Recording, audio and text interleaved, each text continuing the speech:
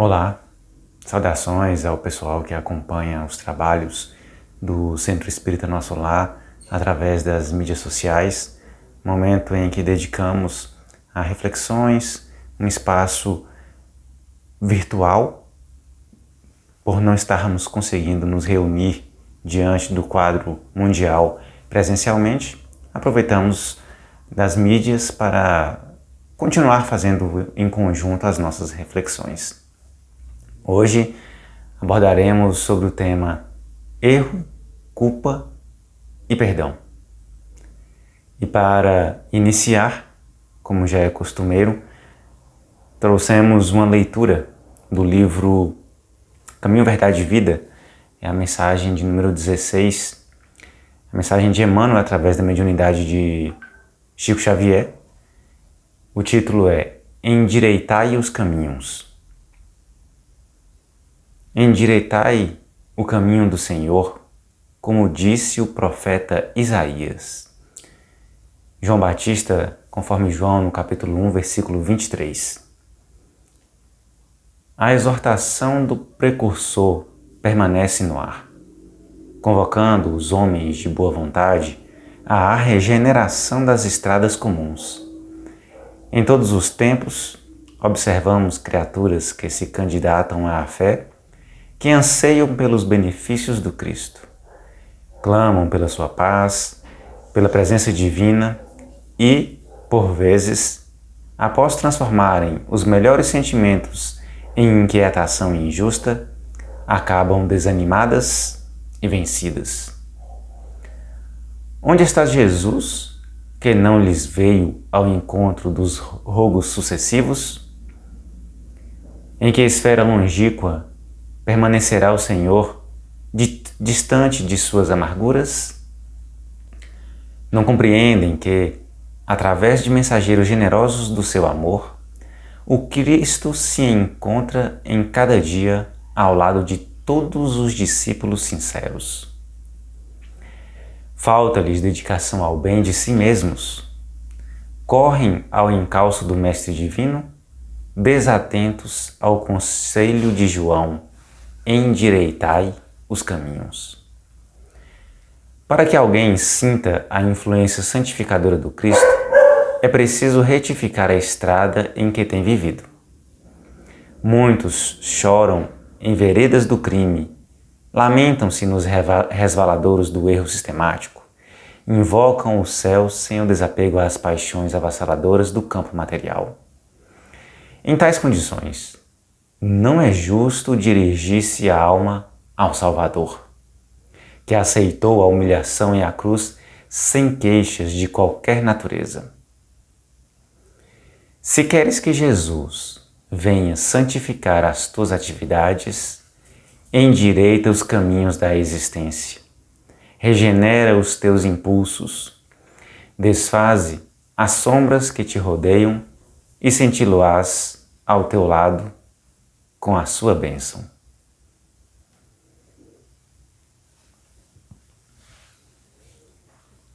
Com esta mensagem, iniciamos este momento, enfatizando esse último trecho. Se queres que Jesus venha santificar as tuas atividades, endireita os caminhos da existência. Antes de prosseguirmos, vamos fazer a nossa costumeira prece. O ideal é que quem estiver ouvindo, assistindo, tente reservar este breve momento para acerenar o corpo, acalmar a mente e aumentar a sua sintonia, melhorar a sua sintonia mental através da prece.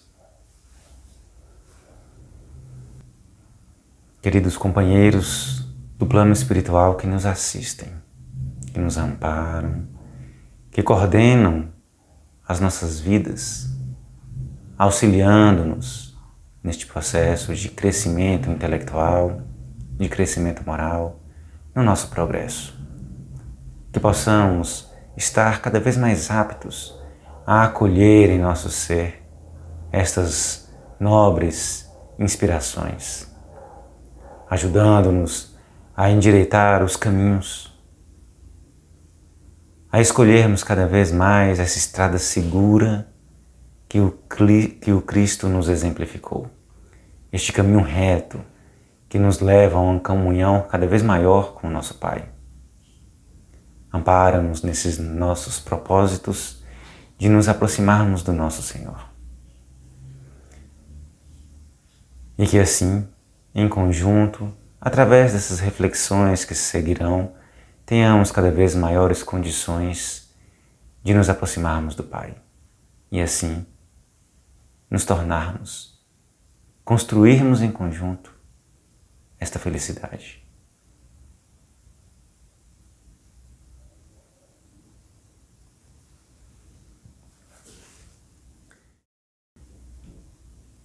Nesse tópico dessa mensagem, essa última frase que falei, em que Emmanuel nos concita através da reflexão sobre a fala de João Batista, que por sua vez repete a fala do profeta Isaías, que viveu mais de 700 anos antes de Cristo, em que nos convoca lá, desde aquela época, a acertarmos o nosso caminho, a nos desvencilharmos do erro.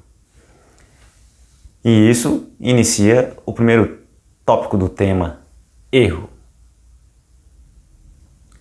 O erro consiste no conjunto de escolhas ou de escolha individual que prejudique alguém, que prejudique a nós mesmos, que prejudique alguma coisa. O erro na fala de Emmanuel é a escolha de caminho equivocado. E, parafraseando a história de Chapeuzinho Vermelho, em que há uma estrada segura que leva ao seu destino, visitar a sua avó, ela, estimulada por outra mente, escolhe um caminho mais curto, mas, por consequência, um caminho obscuro, um caminho duvidoso. Nesse caminho, ela tem a possibilidade de chegar ao destino aparentemente de maneira mais breve, encurtando as distâncias, mais fácil, aparentemente. Mas é um caminho mais perigoso. E neste caminho, ela se encontra com um lobo mau, que sonda seu propósito, analisa seu conteúdo, aquilo que contém na cesta, e sabendo dos propósitos, chega primeiro à casa da avó, preparando assim uma cilada. Os caminhos mais curtos, esses atalhos duvidosos, todos nós encontramos nas nossas vidas. As possibilidades de resolver questões sem passar por todas as etapas do aprendizado. Queimamos etapas. E nessas escolhas equivocadas, passamos por situações aflitivas, que são o resultado natural de escolhas equivocadas. Toda escolha que se caracteriza em erro gera, em contrapartida, uma situação aflitiva. E isso faz parte do processo natural do nosso aprendizado. Nós aprendemos por tentativa, por erro e acerto. Quando acertamos, temos um resultado feliz, isso consolida um aprendizado. Quando erramos, temos um resultado infeliz, doloroso, do qual devemos reparar, e isso também gera um aprendizado. Então, errar é natural. Faz parte do processo de aprendizado. Mas o erro sistemático, aquele erro enraizado, que é repetido diversas vezes, sem consolidar realmente o aprendizado, esse que é o especial foco da atenção dessa fala de hoje. É nesses erros que estamos repetindo aí século após século, milênio após milênio, que devemos voltar a nossa atenção, analisar o nosso comportamento e verificar quais esses erros que têm gerado situações aflitivas, dolorosas, mas que ainda buscamos e repetimos. Os erros dos quais ainda estamos anestesiados. Então se faz importante diferenciar os erros naturais desses erros enraizados. A culpa é a responsabilidade sobre essa ação que ocasionou dano ou prejuízo a outro, a si mesmo, a alguma coisa. Mas não falaremos sobre a culpa em si, mas o sentimento de culpa, que é, em algumas situações, sinônimo de remorso, de arrependimento.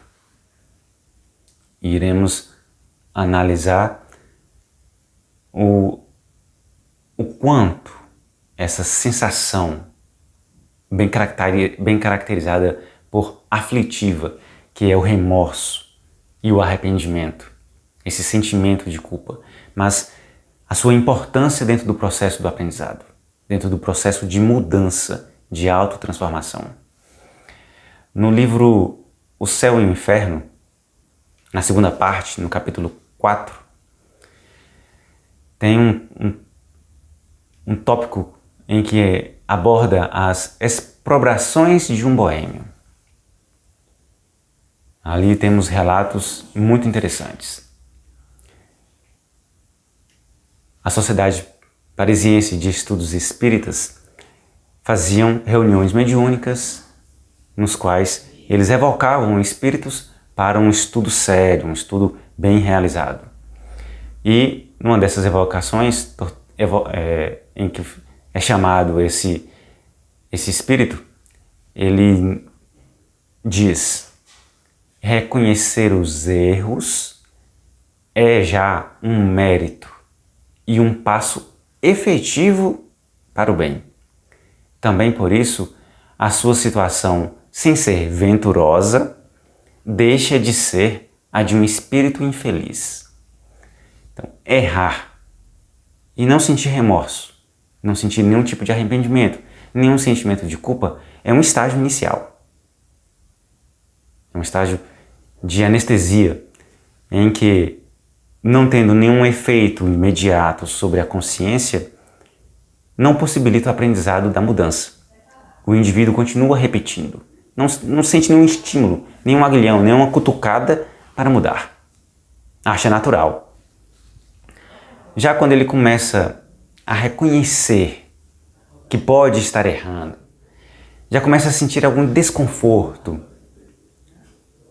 essa situação aflitiva que o remorso gera, que esse sentimento de culpa gera, já não o deixa feliz, mas lhe possibilita avançar nesse processo. Ele deixa de ser, como o boêmio aqui relata, de um espírito infeliz, apesar de ainda não ser uma situação venturosa. Ainda continuando no livro Céu e Inferno, nessa segunda parte, no mesmo capítulo, aliás, agora em vez do capítulo 4, capítulo 6, tem um relato de um espírito de Castelnaudary. É uma cidade da França. É um relato muito interessante. Um espírito que, conforme os dados apresentados por São Luís, ele, quando vivo na matéria, quando encarnado, ele assassinou por uma questão de ciúme o seu próprio irmão, dentro da sua casa. Assassinando, degolando durante a noite, enquanto ele dormia. Na época, as apurações de crimes eram ainda muito piores do que as de hoje. E ele não recebeu nenhuma punição humana. Anos depois, também expressando ainda sua violência, seus equívocos, também por questões de ciúme, ele assassinou também a sua esposa. Da mesma forma, não foi punido pelas leis humanas. Viveu uma vida para a época até longa. Ele desencarnou já com 80 anos. Mas, após o desencarne, por conta destes equívocos, desses erros e da sua condição espiritual, ele se vê aprisionado na casa em que viveu. Ele fica aprisionado ali 200 anos, se vendo com a camisa manchada de sangue, com um punhal na mão, revivendo essa cena diversas vezes. Ele conseguia sair da casa, mas toda vez que saía da casa, ele se via num espaço em trevas, totalmente escuro, perdido. Retornava para casa. Então, durante 200 anos, foi essa mesma cena que ele vivenciou. Durante esse período, outras pessoas moraram na casa, mas aconteciam acidentes estranhos, sendo que o último caso relatado era de um senhor que desencarnou e não deixa registros claros se foi por conta da ação desse espírito. Não deixa isso claro. O filho desse senhor que desencarnou na casa tentou morar lá, mas no primeiro dia, entrando na casa, ele sentiu uma bofetada no rosto. E, relatando para algumas pessoas conhecidas, a informação chegou à Sociedade Parisiense de Estudos Espíritas. E a sociedade evoca esse espírito. Na primeira reunião ele não consegue se manifestar. Era uma reunião em que o médium tinha a característica predominante de psicografia. Não conseguiu psicografar. Quem deu essas informações foi o espírito protetor, o espírito coordenador dos trabalhos, o São Luís, que traz as informações. São Luís traz também a informação de que esse senhor, essa pessoa, ele, na encarnação anterior, viveu numa tribo bárbara, uma tribo de atitudes culturais ainda muito primitivas. E numa encarnação anterior a essa ainda, ele viveu em um mundo primitivo. Então, isso evidenciava que era um espírito ainda sem experiências na área dos sentimentos, na área da sensibilidade, de maneira mais expressivas, mais elaboradas. Era um espírito ainda atrasado no seu progresso intelectual e moral. No tópico 7 dessa mensagem, a equipe de estudos pergunta: severamente punido agora por esse crime, esse espírito agora estava sendo severamente punido, porque durante 200 anos prisioneiro, cativo naquela casa. Sê-lo-ia igualmente pelos que porventura tivesse cometido, como é de supor, quando vivendo entre selvagens? Ou seja, quando ele viveu entre os selvagens, cometendo os mesmos crimes, ele receberia essa mesma punição? A resposta: sim, porém não tanto. Visto como, em ser mais ignorante, menos alcançava a extensão do delito. Ou seja, por ser mais ignorante, o nível de culpa, o nível de responsabilidade se torna menor. O que não o livra da reparação, da punição, entre aspas. O seu nível de sofrimento moral também é menor, porque, como aconteceu em relatos em reuniões futuras, esse mesmo espírito indica, ele não sentiu remorso, ele não sentia arrependimento. Durante esses 200 anos que ele se viu prisioneiro, ele não se arrependeu do que fez. Mas, após as preces orientadas por São Luís, após esses atendimentos nessas reuniões mediúnicas de evocação, ele despertou para o erro cometido. E aí apresenta já condições de relatar o resultado desse arrependimento.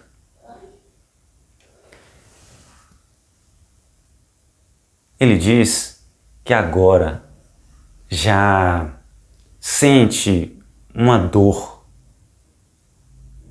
uma aflição por causa do remorso do que ele fez, mas agradece, porque esse sofrimento dele se prolongou durante muito tempo porque ele ainda não tinha se arrependido, demonstrando claramente aqui o papel do arrependimento no processo. São Luís chega a dizer que a prece que se faz, a prece que era feita para esse espírito, enquanto ele não se arrependia, não exercia o efeito que a gente espera da prece. É como se ele tivesse menos suscetível a receber os benefícios da prece. Mas a partir do momento em que ele apresenta o mínimo vislumbre de arrependimento, ele já se torna suscetível aos benefícios da prece.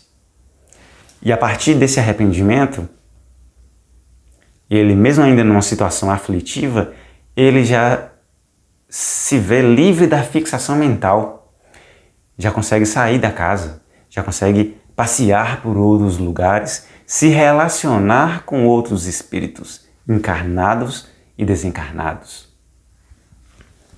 demarcando aí um avanço significativo no seu processo de ajustamento, de saída do erro, de retificação, de endireitamento dos caminhos. Quanto mais embrutecido é o indivíduo, maiores e mais frequentes são as penas físicas. Quanto menos embrutecido, maiores são as penas morais. Pois que vergonha, para alguns, nada significa. Já para outros, é uma tortura. Esse termômetro serve até para a constatação do nível evolutivo que nós, ou que aqueles em quem dialogamos, ou que exercem influência sobre nossas vidas ainda está. Isso não define claramente, mas dá um pequeno vislumbre da maneira como iremos tratar. Até imagino que numa sociedade futura, aí com o avanço das questões de entendimentos dos fatores morais, espirituais, no processo de definição de penas aqui na justiça humana, se levará em consideração até uma proposta que Leon Denis apresenta no livro O Problema do Ser, Destino e da Dor, em que os juízes serão capazes de avaliar melhor o estágio evolutivo que o indivíduo está, para que as penas sejam aqui também na Terra de maneira proporcional. Né? Veremos se teremos condições ainda de vislumbrar no futuro próximo. Mas já fica essa projeção aí para o futuro, né? As penas sendo proporcionais ao nível evolutivo, pois na justiça divina já é assim. Chegamos então ao perdão. Mas o arrependimento, o sentimento de culpa, é um prelúdio ao perdão. É uma etapa logo anterior ao perdão. Sendo importante o remorso e o arrependimento, a gente deve dar o mesmo tratamento que o erro. O processo de arrependimento é natural, mas ficarmos fixados ao sentimento de culpa, de maneira a repicar, a ressentir isso de maneira indefinida, aí também já é um equívoco, também é um erro. Devemos passar por cada etapa, o erro, o arrependimento, o acerto e o perdão. Não nos fixando demoradamente nessas primeiras etapas, nem o erro e nem no arrependimento. No livro O Espiritismo em sua expressão mais simples, temos uma frase que eu achei muito interessante. No tópico 47. Aquele que pede a Deus o perdão de suas faltas não o obtém senão mudando de comportamento. As boas ações são a melhor prece, porquanto os atos valem mais do que as palavras. Passando pela fase do erro, do arrependimento, para alcançar efetivamente o perdão, a libertação efetiva deste erro e dessa situação aflitiva, é necessário um esforço para a consolidação de um novo hábito, de uma nova maneira de proceder. E aí sim atendemos à convocação de Emmanuel, João Batista e do profeta Isaías, que é de endireitar os caminhos. Mas existe uma outra prerrogativa. É necessário perdoar para sermos perdoados. E isso entra num aspecto muito interessante. Sendo necessário perdoar para ser perdoado, significa, no meu entendimento, que quando nos dedicamos ao esforço de compreender o outro, porque perdoar não é desculpar no sentido de tirar a culpa do outro, porque a desculpa, o perdão, não tira a culpa do outro, não tira a culpa da gente mesmo quando o perdão é para si, mas é um processo de ressignificação da experiência, de ressignificação da memória. Quando exercitamos o perdão ao outro, criamos uma estrutura psíquica, mental e emocional que admite mais facilmente o auto-perdão. Logo, temos aí a importância de perdoar. E é uma frase que já ficou para a eternidade. Perdoai para ser perdoado. Perdoa-nos, Senhor, as nossas ofensas, assim como nós perdoamos os nossos ofensores, os nossos devedores. Porque neste exercício de nos transpormos na nossa posição de superioridade, exercitando perdão ao outro, criamos uma estrutura psíquica e emocional que vai tornar favorável o perdão a nós mesmos, diminuindo a probabilidade de ficarmos indefinidamente no remorso, nessa situação aflitiva de arrependimento. Ainda no livro O Céu e o Inferno, já em outro capítulo em que a gente tem relato de espíritos felizes, já no capítulo 2, tem um relato de um médico russo, em que ele diz: o perdão das ofensas é de tantas uma das maiores, das mais poderosas atenuantes do mal. Nós temos no perdão uma das maiores forças atenuantes do mal. E o perdão engloba tudo: o perdão aos outros, aos inimigos, o perdão a si mesmo. Eu acho que essas sucintas reflexões sobre erro, arrependimento e perdão dá um pequeno estímulo a continuarmos a pensar sobre essas questões. Pois aqui é um pequeno toque, não há como esgotar, pois que uma única palavra dessa em seu significado demandaria aí um seminário, contextualizações, analogias, reflexões maiores. E para encerrar esse momento de reflexão do livro Antologia dos Imortais,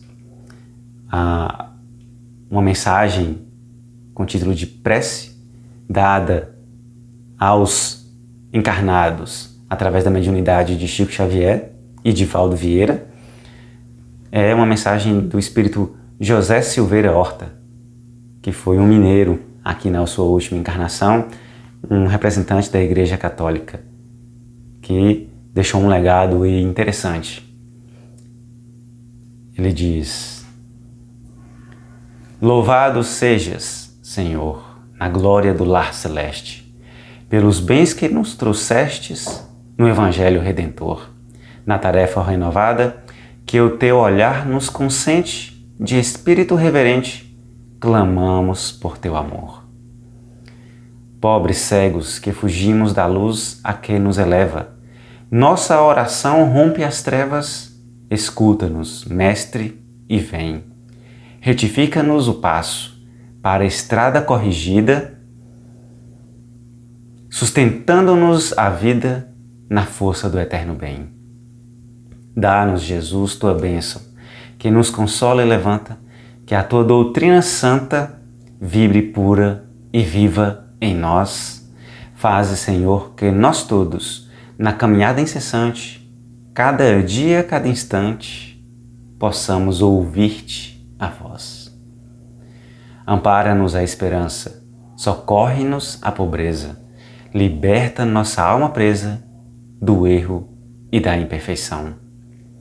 Mestre excelso da verdade, hoje e sempre, em toda parte, ensina-nos a guardar-te no templo do coração. Exercitemos então, mais uma vez, a prece.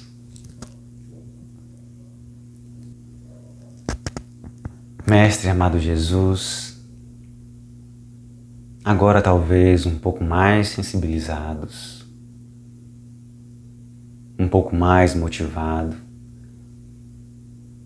que possamos aproveitar melhor o teu amparo, nos fortalecermos em teu amor, em teu exemplo de superação das vicissitudes deste mundo, na tua exemplificação máxima, possamos ter a devida força de corrigir, de endireitar os caminhos e rumarmos primeiramente a Ti, que é o próprio caminho, para alcançarmos o nosso Pai.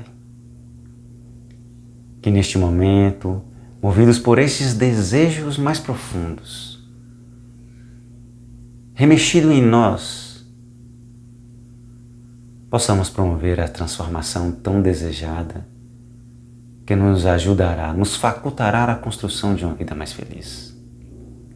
Aproveitamos para rogar por todos, adoentados, aflitos, os que estão doloridos em sua alma, em seu corpo, em qualquer situação que seja, para que todos nós, vislumbrando, mesmo que em pensamento, mesmo que na imaginação, uma vida, um futuro mais feliz, possamos encontrar o vigor necessário para vencermos a vida, o mundo e sermos mais lúcidos e conscientes e, consequentemente, mais felizes.